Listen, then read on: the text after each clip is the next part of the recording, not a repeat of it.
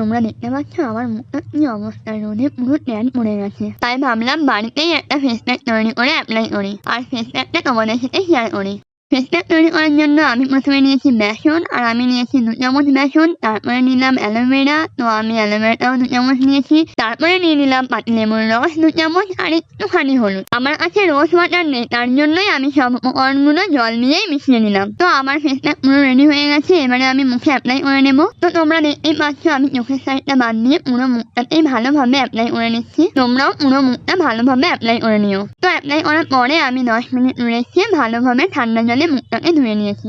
তো আমি আর কি বলবো বলো, তোমরা তো নিজেরাই দেখতে পাচ্ছ ট্যান পুরো রিমুভ হয়ে গিয়ে আমার মুখটা কতটা গ্লো করছে।